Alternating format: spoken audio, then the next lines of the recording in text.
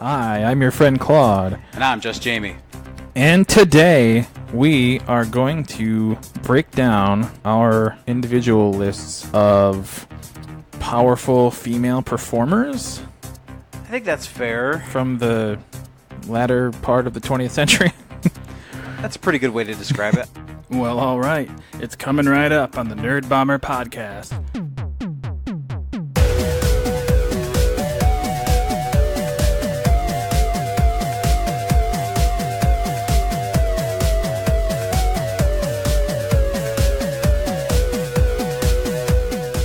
Mine are just sort of, it's usually based on a character or a couple of characters that they've played that are just generally badass. Right. Not always heroic, but Impactful and memorable for various reasons. absolutely. Well, I think you kind of provided the seed of inspiration for the idea, so I am going to ask you to start her off. Okay, so I've listed mine and kind of sort of ranked them. It's arguable, not etched in stone. But despite the fact that this maybe was my idea, my very first pick is kind of it's a jam of like 3 different people from the same franchise. Now, the one who gets the nod, controversially, from Star Trek Voyager playing Captain Janeway is Kate Mulgrew. Now, there's 2 other obvious characters here that I'm overlooking when you start talking about powerful female characters from the Star Trek universe. Right. The first of which is Uhura, played by Nichelle Nichols, which is a super significant, in some ways more significant character because it was so far ahead of its time. Right. You have this black female lead in a show from the 60s.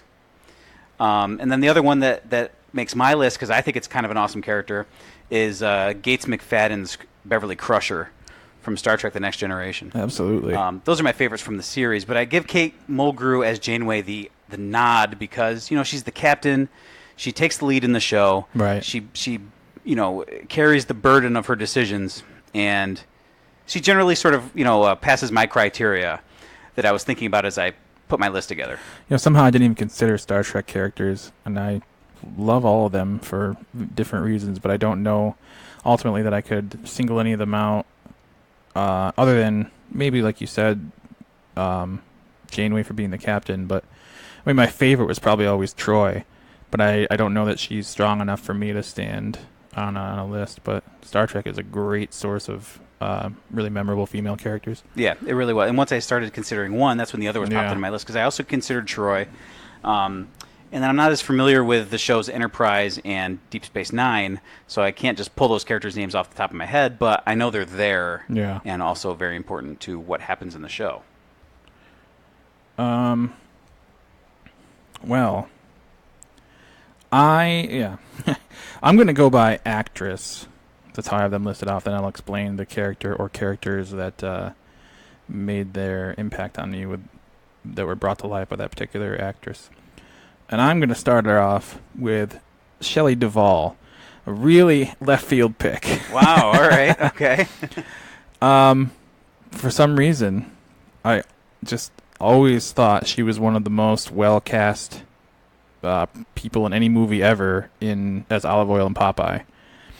And Right. it's such an odd movie, but I can't help but love it. And obviously her true tour de force performance is in The Shining. Absolutely. She just has always struck me as such a uniquely appealing and unique human being. And I don't know, she just made an impact on me in Popeye in particular. Absolutely. I rewatched Popeye, I want to say recently, but it was probably a couple years ago now. And it is super strange. Yeah. It's hard you can't even categorize what the movie is. No. But it's really interesting to watch. And I also watched The Shining, again, I want to say recently, and it was probably been a couple years already. Right. But yeah, I was surprised, because I had never seen it before that. And I was surprised by some of the elements of that movie, and one of the top things that I was surprised about was her presence in it. Yeah. Not just the fact that she was in the movie, but the way she is shot, the way she performs, her significance to the story, etc. Right. Cool. All right, so I'm doing that thing where as I talk, things start popping into my head. But I'm going to try to stick with what I have here. So number 4 on my list She makes the list essentially for one character. She's done a lot of sort of action stuff since then, mostly in a single franchise, but I haven't seen most of that. She makes my list at number 4 for something that's very memorable to me personally, and that is Mila Jovovich. And the reason is because of her performance as Lilu in The Fifth Element. The Fifth Element happens to be one of my favorite movies of all time, and I love that performance as Lilu. She's also done a bunch of the Resident Evil movies. She did Right. Ultraviolet. So she's done a lot of sort of action stuff where she's kicking ass and etc. That's a But great pick. The Fifth Element is the reason she makes the list for me. Yeah, to this day, it's at least in the among the people I follow on social media, that character is one of the most frequent cosplay choices you see in among the big conventions. It takes a certain type. All right, my next pick is none other than Karen Allen for, obviously, Marion Ravenwood. yes, that is what you would say, but that's not what I'm going to say. What? What? What? Obviously, by default, that is her pop cultural calling card. She was on my honorable mentions list. Excellent. And that is ultimately the one that makes the most impact. But I have to mention what I first saw her in, and that was Animal House. Oh, okay. All right. Wow. 1978. But yeah, she overall, how could her presence in pop culture be ignored just for the Marion Ravenwood character alone? But also, presence in Animal House is pretty significant in terms Yeah. of pop culture. You know, as a comedy, that movie sort of has a special place in the pantheon of comedies over Oh the yeah, years. for sure. All right, so my number 3 pick is a pretty obvious one. Some might expect it to be higher on the list, but mine is Linda Hamilton. Oh, you're going for her early. All right. Yeah. Nice. For 2 things in particular. Of course, her performance as Sarah Connor in the Terminator movies. Right. But also because she was in Beauty and the Beast with Yep. Ron Perlman. Absolutely. That's the first place I ever became aware of her as a kid. Right. And I think that it's sort of, her performance is a little bit, I mean, Beauty and the Beast is one thing, that was a TV show. The Terminator thing, I think what gets overlooked, everybody thinks of her from Terminator 2. Yeah. When she got all muscly and she was just this badass sort of heartless killer at that point. Not heartless, I mean, she has a turn of conscience or whatever. But in the first Terminator movie, she starts off very much a damsel in distress. But by the end, there's a character shift there. There is some character development throughout the course of that movie, which I think gets forgotten. So that's why I especially like her performance as that character, because there was growth. Right. She wasn't just a badass from start to finish. She had to become the badass. So I think that's why it was pretty cool. I saw the other day a picture of her from whatever Terminator number they're on upcoming that she's going to be in. Yeah. And she's still looking badass, I She gotta does. say. And she did a quick run on a show, underappreciated show on Sci-Fi called Defiance. It was on for 3 or 4 seasons, and she did about a full season, maybe a half season of that show as a recurring character, and was really good. Nice. Man, it seems early. Well, see, I wrote mine by decade, so I'm just going to stick to that just to make my life easier. Right. This is obviously not in rank of cultural impact. So, that being said, I'm sure you can guess that my next pick is Carrie Fisher. A fine pick, and also on my list. Of course. A lot of people, I mean, obviously Princess Leia is what she will always be indelibly attached to. Right. But I love other performances of hers. Most notably for me was in the movie The Burbs with Tom Hanks. She plays his wife. Right. It's been a long time since I've seen that one. Such a good movie. She did a good guest spot on 30 Rock. Yeah.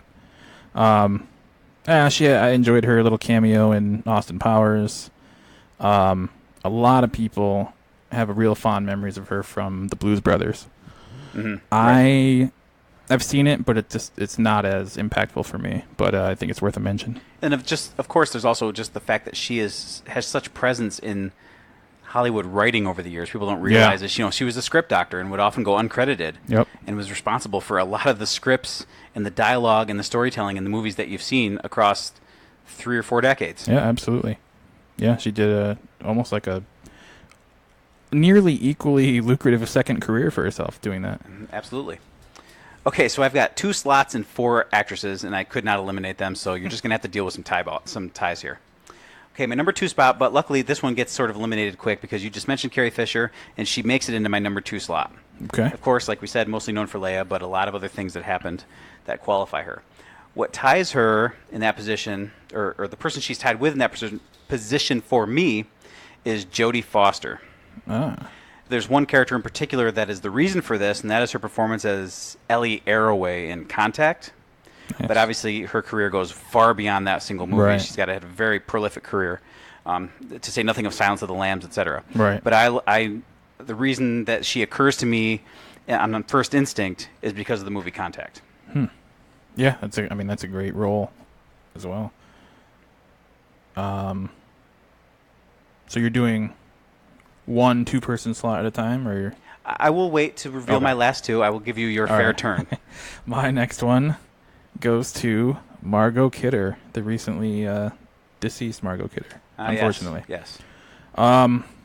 She was in the Amityville Horror with James Brolin and other things that escape me. But of course, the reason she's important to me is for her portrayal of Lois Lane in the 4 Christopher Reeve Superman movies.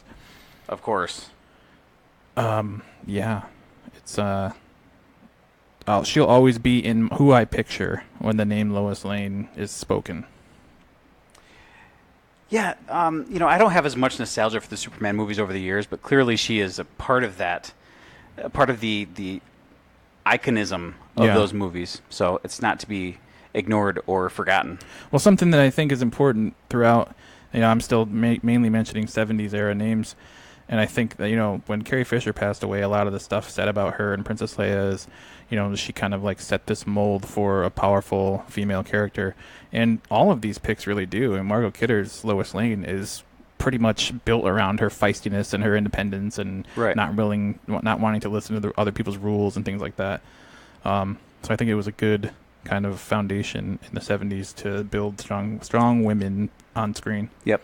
And again, I will just point out Nichelle Nichols' presence doing this in the 60s is really one of the templates for it all. Yep. And she's also badass because she was responsible for recruiting astronauts into NASA. Yeah. She has this strong attachment to the real world things that were happening as well. To Right. say nothing of activism, etc. So, Absolutely. all right, so my number 1 slot, again, it's a tie. There's 2 people on it.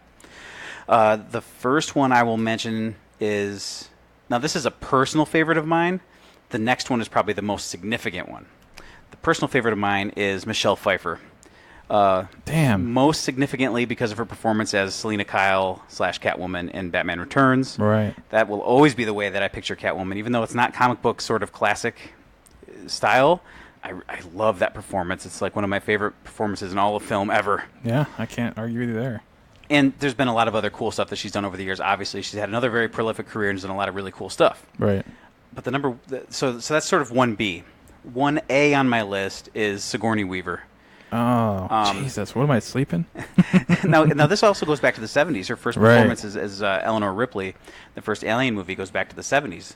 So, and that's another performance I think that gets forgotten, kind of like Linda Hamilton as Sarah Connor, where her character is it's not that character is never a damsel in distress, but she does have to sort of, her badassery sort of has to develop through the course of the movie.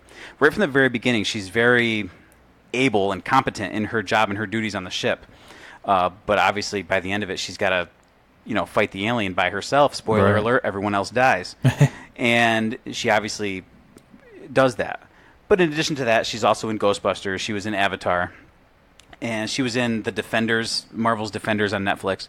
So Right. she's continued to do a lot of really cool stuff over the years. To say nothing of Galaxy Quest. Oh, absolutely. Yeah, an oversight. Excellent.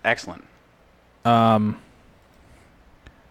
right, my next pick is, again, keeping my 70s theme here, the most impactful one for me, and probably, arguably, pop culturally, on the strength of 2 roles, but mainly one, Talia Shire. Obviously as Adrian in the Rocky series, at least the first 5 of them. And I forget the character's name, but her role in the Godfather Of course. series Right. can't be forgotten. Yeah, that one did not occur to me, but it's definitely a good choice. She's I think because of the character is very kind of meek or whatever, but it's the heart of the Rocky series. It's his entire motivation in many of them. Yeah, I mean, her character's name is like the most iconic moment in the movie. It's just him yelling Adrian. That's what people do. They say Adrian. Yeah. So that kind of tells you how important that character is to the movie and the motivations of the Rocky character. Exactly. So yeah, that'll end my 70s picks. All right. Well, you're going by decade. I kind of ranked mine. I'm through my top rankings, but I do have some other names to mention, so I'll just sort of throw these into the mix. All of these, so these are kind of my honorable mentions. Now, all of these are kind of, they're more recent. I don't have anything going back too far here. The first one I'll mention is Lena Headey. She's done some really interesting stuff. She played Sarah Connor in the Sarah Connor Chronicles TV show. Right. She's obviously Cersei in Game of Thrones, which is, she's a terrible, horrible, very unlikable character, but you can't deny the strength of the character. For sure. And actually, my favorite role of hers is in Dread. She plays the villain in Dread, and it's great because, like, one thing that happens with a lot of, like, female characters, especially if they're women, is, like, they have to have some sort of dramatic thing that turned them bad because all women have a heart of gold, so if she's bad, something must have happened. Yeah. But her character is just bad because she's bad. She sells drugs and makes drugs and kills people because she gets money out of it. Right. And it puts her in her position in life and her stature in life, and that's why she does it. And so in that way, it's kind of unique. And also, she's just a good performer and can do a lot of different things, and she's done a lot of different things. So I really respect her as sort of a badass actress, and the characters she's done also have some pop culture significance and badassery in their own right. Absolutely. It's a pretty great choice. I will pull a name out of my hat here, and it will be a stark contrast to somebody with the gravitas of what you just spoke of. But I'm going to go with Molly Ringwald. That's good. I respect that pick. She basically was John Hughes's muse for 3-4 movies in the 80s. Yeah. Kind of playing the same character, but pretty powerful in each one. But for me, it will always be The Breakfast Club. Her performance as Claire in that movie made the biggest impact on me, and will be what I think of her most often as. Yeah, that's pretty good. That's pretty fair. She's actually one of my favorite sort of bad movies, Space Hunter: Adventures in the Forbidden Zone, starring Peter Strauss. She's in that. She's much younger. It's kind of it's a weird sci-fi movie, but I suggest you look it up and watch it because I really like it. It's really good. Second that. It's funny because Molly Ringwald is obviously known for what she's known for, 16 Candles, Pretty in Pink. Yeah, A Breakfast Club happens to be my favorite of those 80s teen movies. Right. But I know her from this, sort of sci-fi movie that predates them all. Yeah. Nice. All right, I've got a pairing of actresses here. I'm pairing them because they do sort of share one pop culture franchise. The first one on the list is Summer Glau. She played a Terminator in the Terminator TV show, and she was in Firefly as River. And I just think that was a great part, and she was really great in both of those roles. And the one that I'm going to pair up with her is Gina Torres, because she played Zoe in Firefly, who was also a great badass character, who was very competent. And I really love the show Firefly. I think it has great characters across the board. Right. Even though it features right-wing douchebag Adam Baldwin. But his character of Jane is great. So the show is great, and I like both Summer Glau and Gina Torres for those roles and others. For my next pick, I am going to go with Winona Ryder. That's a good one. That's a damn good one. Yeah, her importance can't be overstated. From movies like Beetlejuice, of course, playing Lydia Dietz, to her role in the movie Heathers, which is a huge cult movie, pretty dark, to, things like Girl Interrupted, and more recently, Stranger Things, of course, a huge performance for her. I even liked her in Mr. Deeds. Wow. Yeah, scraping the bottom, but that's probably the last Adam Sandler movie that I paid attention to. Yeah, they've gotten pretty bad. I don't know. He's got some interesting things going on. Overall, though, it's the Beetlejuice role for me more than anything else. Of course. Yeah. All right, so I've got another one for like sort of really specific reasons, and then a couple more names after that I can just throw out for obvious reasons. But the one I'm going to really talk about is Natalie Portman. Oh, nice. Obviously known as Padme Amidala from the Star Wars prequel trilogy. Right. Now, the prequel trilogy has fallen on hard times because it's generally not super well thought of. But I don't think anybody really questions the earnest way that she delivers and performs that character. despite sort of some of the bad dialogue Yeah, that she has to share with Hayden Christensen. She's the least of those movies' problems. Right. But there's also some other reasons why I like her. She did that movie Black Swan, Yep. which is a great performance and a great part. But she did a movie this year that is... I highly recommend this movie to anybody. Not everybody gets it or likes it, but I love it. I think it's fascinating. I think it was great. Annihilation. Oh, right. I love Annihilation. I love her in Annihilation. It's weird. It's moody. It's mysterious. It doesn't give you any answers, and it's great. And she's great in it, and she's been great in a lot of other things. So Natalie Portman gets a nod. Props for V for Vendetta as well. Oh, that's right. Absolutely. I should not forget that, because that's also a really good movie and a really good performance. Yeah, she kills that. Absolutely. All right, my next pick is another 90s darling named Drew Barrymore. That's good. She's That's a good so many different... I mean, she's obviously had a long career starting from being a very young child actress. I think the things I associate most with her overall are, of course, E.T., but also just her actual story in real life and the fact that she was able to prosper where so many others have not. She was, an addict from an extremely young age because of her terrible stage mother. And, she struggled throughout her teens and early 20s and somehow managed to come out the other side and have a really successful adult acting career. Right. Obviously, with everything from, Batman Forever to... the Charlie's Angels movies, countless other films, but just in general, she's always been one of my favorites. That's a really good pick, and again, it's one that I overlooked. So I'm basically through my list. A few more names to throw out. A lot of them, they pop into my head because, the atmosphere is strife for like badass female characters, especially in the world of comic book movies. Right. So you have your Gal Gadots, you have your Scarlett Johanssons, you have your Lupita Nyong'os, Halle Berry. I could go on and on and on. Maybe I should save these for one pick at a time. But the one I'm really going to focus on with my last sort of selection, and I know that there are infinite names, and I'm sure you could go back and find all these badass characters and the badass women who have played them over the years. But the last one I'm going to mention is Charlize Theron. You bastard. I stole it from you. Yeah, that's the number one pick I would have had. I mean, the list goes on and on with the things she's done. Yeah. If you want to go sort of like, fantasy sci-fi, you've got The Huntsman, you've got... Mad Max Fury Road is a great movie, and that's my favorite of her parts. She was in Atomic Blonde. You go back farther to Monster and everything before. Talk about a character that's evil just for being evil. Exactly. So, yeah, she definitely gets, and maybe should have been on my ranked list, but, man, it's hard. She almost transcends ranking in a way. Maybe she does. I mean, I think that she's almost like under the radar becoming like one of the greats. Yeah. And so many different genres. It's like she's done everything. I would say she's probably my new number one favorite actress of all time. Enough great can't be said about her. Also, check out her appearance on the YouTube show Hot Ones if you have not seen that yet. Okay. It's excellent.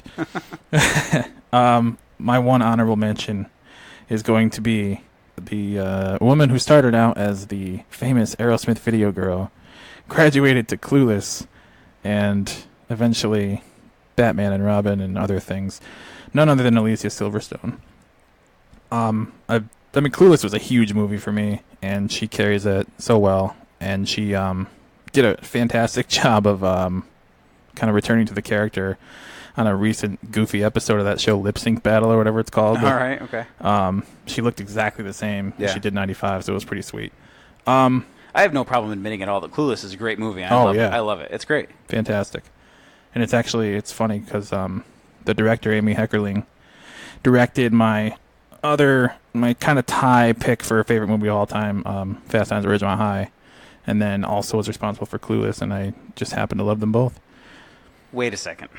Fast Times at Ridgemont High gets a possible number one slot on your favorite movies list? It's a number one, yes. We're going to have to discuss this further at a later date. This is I'm planting the seeds for a future show. But, so I guess technically Amy Heckerling is also a badass female that gets mentioned. Absolutely. And that is all of my picks. I've gone through mine. Again, there's so many, if you really wanted to get into the obscura of it, I'm sure you could go on and on and on forever. Right. But I think I've covered what I want to cover. As have I. And, of course, I have been your friend Claude. And I've been Just Jamie. And if you're into collecting anything at all, stick around for another installment of Need It, Got It.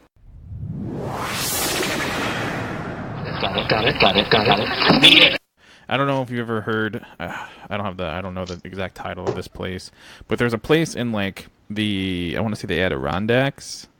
Yeah, it's right up here. I know what you're talking about. Okay, You're talking yeah, about they recreated the bridge. Yeah. So they've got Shatner booked. For an appearance coming up some point this summer. Like you can like actually spend an evening with William Shatner on the bridge, and like he'll take you around and he'll tell you stories and whatever.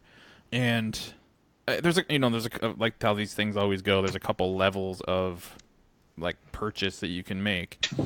One of them is just like the straight up autograph. One of them is like your picture with him and an autograph. And then the third one I think is that whole like the Captain Kirk experience where it's a very limited number of people that he'll talk to and and reminisce with or whatever, and you'll still get all the other two. So I looked, I'm just curious, thinking like obviously I'm not gonna be able to do it or whatever, but how sweet would it be? I thought of your dad too. I'm like, damn, he would probably fucking love something like that. So I looked it up, and to do the experience or whatever, the full on deal, $1,500 a person. Wow. Yeah, I'm like, that's crazy. Yep. Man. I think it was limited to 20 people, so like, yeah, if he sells 20 of those, he's gonna walk away with a nice chunk for a few hours work. Totally. Which yeah. It makes sense. He's like in his 80s now. Yeah, I mean he's up there. Well, I remember even there's like a hockey memorabilia store in Canada. It's called Frozen Pond, and they obviously they specialize more in hockey memorabilia and stuff like that. They actually will do a mail order when they have like some sort of comic convention or something like that that's up in Canada, and you can like pay them and they'll go get your items signed and stuff for you. One they had like it was like a sci-fi convention of some sort. Of course, William Shatner there. I think like just for an autograph photo was like $120 or something like that they charged. I mean, it's like crazy. Damn. And it's funny. He's on some show. I can't remember what it's called, but it's like him and Henry Winkler and George Foreman and Terry Bradshaw. Have you seen this? No. It's like they're all like older people, and they go on like a trip together, and they film it and stuff.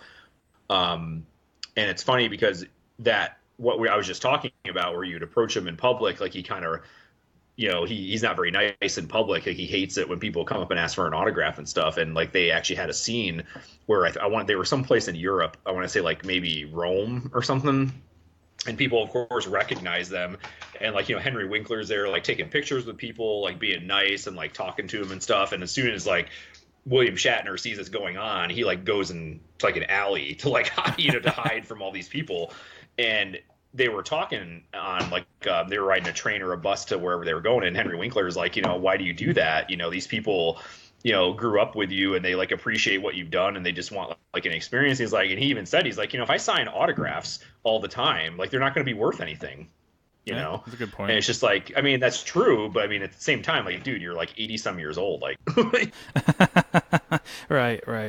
Well, I guess speaking of autographs, I've had a few, I guess, a handful of in-person experiences with that. I think probably my first one was that Striper concert that we went to. Oh yeah. I paid the extra whatever it was for like the pre-show meet and greet, and I had a really interesting experience in the sense during that event, in the sense that from what I've seen online and talked to other people about, my experience is kind of the opposite of what most people report when they do that kind of thing. So yeah, I mean, you get to meet. It was actually pretty reasonable, especially at the time. I think it's gone up now because they've kind of come back and established like a demand more.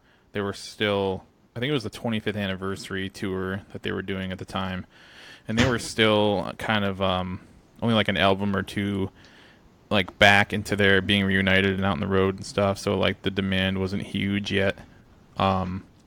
Yeah. So I got to meet all four of the band members and get a picture with them, and I got all four of them to sign. I had like a like a studio, like a record label press release photo from their peak in the 80s.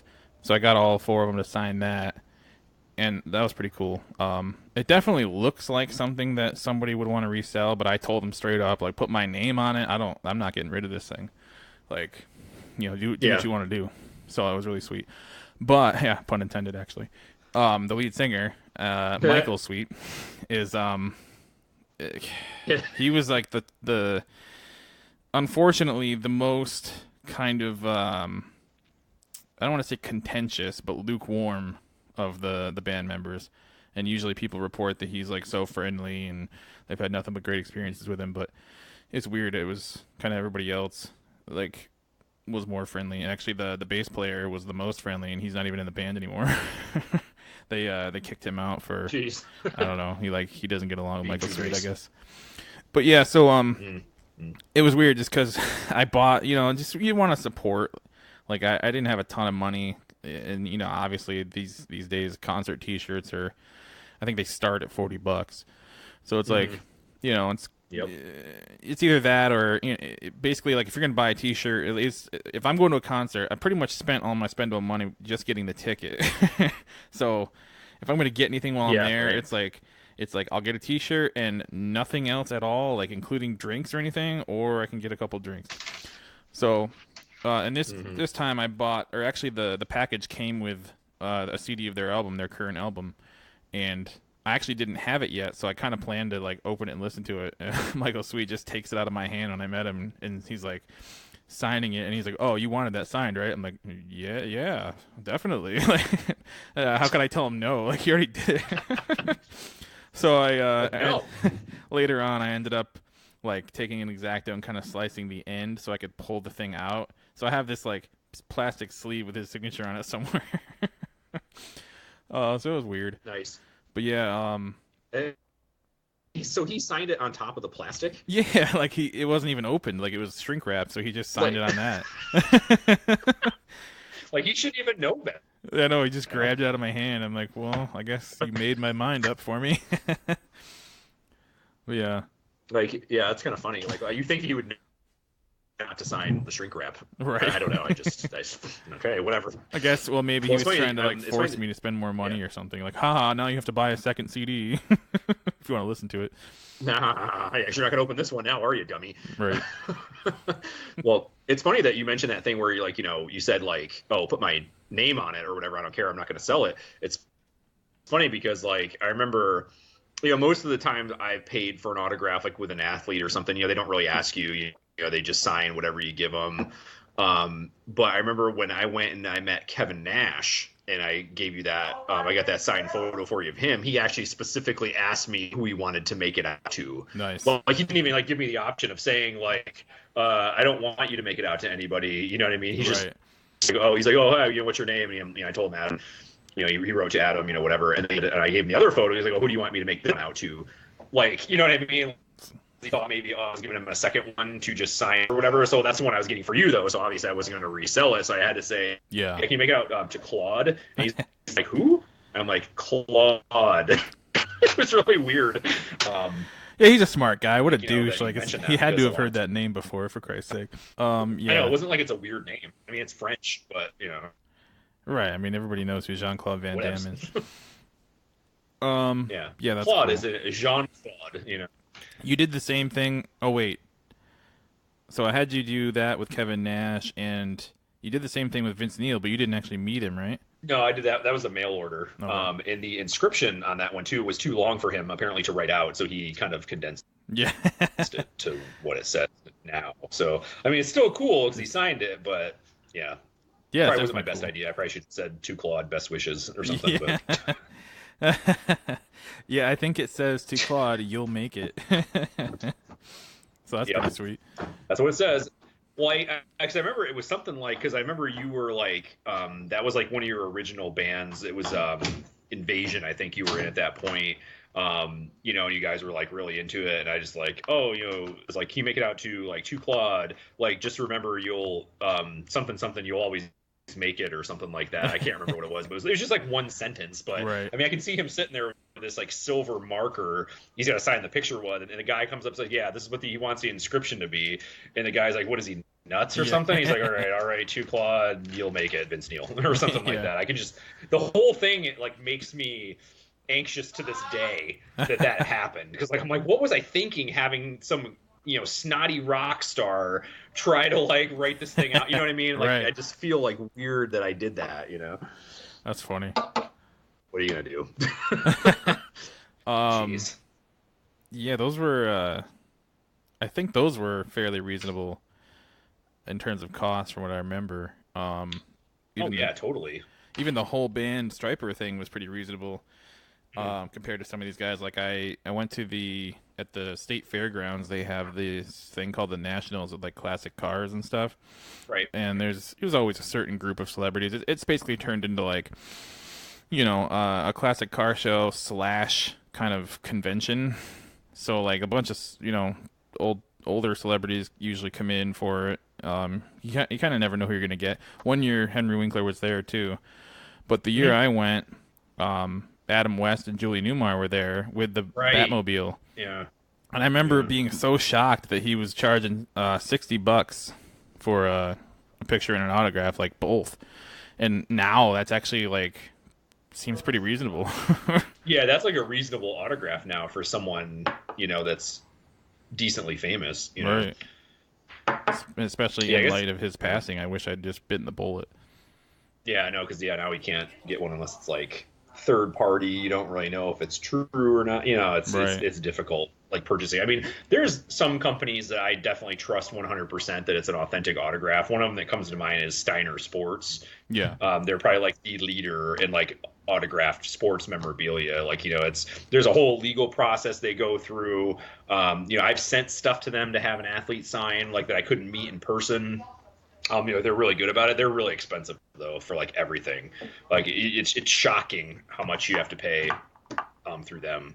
Because I know a lot of it is probably their profit too, as opposed to the athletes. So they got to make some money too. But I mean, geez, like what was the one I just looked at that I was interested in that was like way out of my range? It was like, man, who was that? I can't remember, but it was like $150 or something like that for just one signed photo. It's like, that's crazy, But yeah, so Adam West, $60. That was pretty good.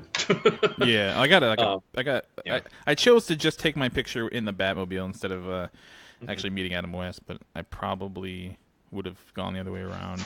But yeah, I remember the Kevin Nash. I think it was like $20 an autograph or something, which is definitely cheap in the realm of autographs. I think the Vince Neil was like 40 or 50 when they did it. So yeah, I mean, those are definitely, I would say, reasonable prices to purchase, an autographed item if that's what you like. So yeah, I only have one other experience with it that I can recall. Well, I mean, two, but it's the same person. So actually, it was $50. I paid to go to this like local wrestling show to meet Bret Hart, right, and get his autograph. Of course, I mean, I don't want to come out right and say that they kind of scammed people, but I don't recall seeing anywhere in the advertisement for it that you had to also purchase a ticket for like the actual wrestling show to get in the building to get the Bret Hart thing. So, like, I found that out. Like, we wait in this giant line, and I get right up to the entrance, and they're like, "Oh, where's your ticket?" And I'm like, "What ticket?" I'm like, "I already bought the $50 thing. Here's the printout or whatever." He's like, "Yeah, but you need a ticket to the show." I'm like, "What?" I'm like, "How much does that cost?" He's like, $20. I'm like, "What the fuck?" So I'm like, "All right, here's $20." He's like, "Oh no, we have a separate ticketing office." It was like you had to get out of line, go like around the building, up the back stairs, and then go to this window. I'm like, "Are you kidding me, man? I just waited, So to get back into the end of the line, it was crazy. Yeah, so yeah, and of course I didn't even go to the wrestling part. I didn't even want to. It was like I was there to meet somebody specific. But so yeah, I got him. I finally got in the line, met Bret Hart. It was cool. It was a nice. I mean, he was pretty like he is. He's pretty stiff, pretty dry. Yeah. So it was a quick little exchange, but I mean, as for the money. In terms of autographs and experiences, I mean, you couldn't really ask for more. He had at the time just had like his last like on-screen run in WWE. He actually like held the U.S. title for a little bit, even though he can't really do anything like besides punching and kicking and stuff. Like he can't take any falls or anything. Yeah. And also at the same show they had Tammy Sitch, who was famously known as Sunny in the WWF in the 90s. She had just gotten inducted into the Hall of Fame, so she was kind of still put together. She's famously known to be quite a mess. So yeah, I think I paid like another 20 or 30 just to get a picture and a thing with her, and she was, I mean, it was worth it. Like she goes out of her way to make everybody feel like they got a nice experience, and she's always in a great mood. So I mean, I thought that was cool. But yeah, so the funny thing is, after all that drama with trying to get to Bret Hart at that show, the next year when I lived in Pennsylvania, we would go over to Delaware to see the Blue Rocks minor league baseball games, and we just happened to go one night, and he was there like doing a signing, and it was free with your ticket to get into the game. Wow. So it was like, wait a minute, I spent basically like $70 just to get this, and like two little like line waits just to get to the same thing now that I'm basically getting for free. And it was so hilarious. The second time he was in like better spirits, and I don't know, it was just a different thing, but it worked out. So I mean, you just never know really, what each experience will bring you, I guess. Yeah, I mean, I haven't really had any. I don't think any bad experiences. I mean, I've met a lot of athletes at like these autograph signings and stuff. I mean, I've had definitely experiences that have stood out because they were really good. And I'd say probably like the worst experience I've had was just like, basically feeling like you're just herded through a cattle line, right, and then they just sign your thing and you go. But I mean, like the good ones I've had, Brooks Robinson, he was a famous third baseman for the Baltimore Orioles. He's actually in the Hall of Fame. I went to a signing with him. He was in a place in Delaware too. And I actually talked to him for probably like a good 5 minutes, after, cause like we were like kind of at the end of the time of his signing and there weren't any people in line. He like asked me like, where we were from. And I said, we're from Virginia and we're in the Navy. And, that's what I was like, he was really interested in that and he wanted to talk about it. So, that was like a good experience. And like I said, the herding through line, I mean, I remember it was when Jaromir Jagr played for the Rangers. Yeah. He was really popular at that time. And Steiner Sports had like a satellite store somewhere a couple miles north of the city. And he was supposed to be there with Henrik Lundqvist that day, but Lundqvist canceled because he had the flu. Damn it. But there's a huge line. And like, we just like walk in. It's like you show your ticket, you got your item, you put it on the table. He like signed it and then, sent it to the next person. And then it was just kind of like, very mechanical, you didn't really get to talk, you didn't say a word to him, and that's kind of like, it wasn't like a bad experience, but I wouldn't even really call it an experience, So you definitely weren't like getting in a picture with him or anything like that? No, definitely not. I mean, you could take a picture of him, right? I mean, I think you could pay extra to get a picture, but I don't really recall taking a picture with anybody. Well, I mean, I took a picture with Wade Boggs, nice, at a signing. He didn't like stand up though. I just kind of leaned down and like shook his hand and they took a picture. And same thing with Ryan Sandberg was at that same show. Same thing, he just kind of sat there at the table and so you could take a picture, and I just kind of had to like lean down, like one of those things. Like he didn't actually like get up and pose with you or anything, but wouldn't really expect them to, Right. Well, I guess we'll wrap it up there and sign off for this installment of Need It, Got It. Got him, need him, got him, need him, got him, need him, got him, get him, got him, need him.